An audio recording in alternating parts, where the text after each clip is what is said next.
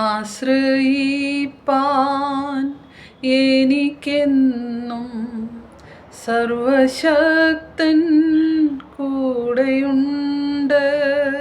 തളരാതി മരുഭൂവിൽ യാത്ര ചെയ്യും പ്രത്യാശയോടെ.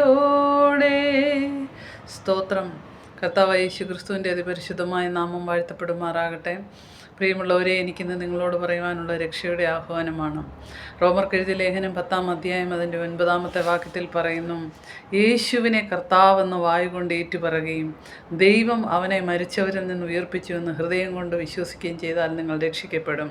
ആമേൻ. സ്തോത്രം. പ്രിയമുള്ളവരെ, അനേക ഭാരങ്ങൾ, പ്രയാസങ്ങൾ, സങ്കടങ്ങൾ നിറഞ്ഞ ഈ ലോകത്തിൽ പലപ്പോഴും നമ്മൾ ഒറ്റയ്ക്കായി പോയി എന്നൊക്കെ ചിന്തിക്കുന്ന ഈ ലോകത്തിലെ പ്രയാസങ്ങളുടെ മധ്യത്തിൽ വളരെ ബുദ്ധിമുട്ടി വ്യാകുലപ്പെട്ട് നിൽക്കുന്ന ഒരുപാട് പേരുണ്ട്.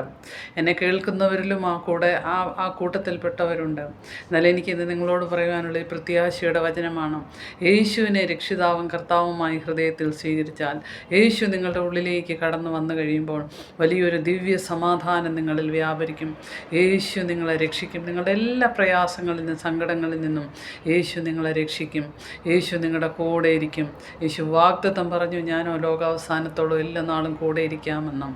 അതുപോലെ തന്നെ യേശു ക്രിസ്തുവിൽ വിശ്വസിക്കുന്ന ഒരുത്തനും ലജ്ജിച്ച് പോകത്തില്ല. പ്രിയമുള്ളവരെ, അതുകൊണ്ട് ഇന്ന് പകലും ഈ വലിയ രക്ഷയുടെ ആഹ്വാനം, യേശുവിനെ രക്ഷിതാവായി സ്വീകരിക്കാൻ, യേശു എൻ്റെ കർത്താവെന്ന് ഏറ്റുപറയുവാൻ, ജീവിതത്തിൻ്റെ കർത്തൃത്വം യേശുവിന് കൊടുക്കുവാൻ നിങ്ങൾക്ക് സാധിച്ചാൽ നിങ്ങൾ വിജയിച്ച്. പ്രിയമുള്ളവരെ, ഈ ലോകത്തിൽ സന്തോഷത്തോടെ, സമാധാനത്തോടെയും പ്രത്യാശയോടെയും ജീവിക്കുകയും നിത്യതയിൽ യേശുവിനോടൊപ്പം യുഗായുഗം വാഴുകയും ചെയ്യാം.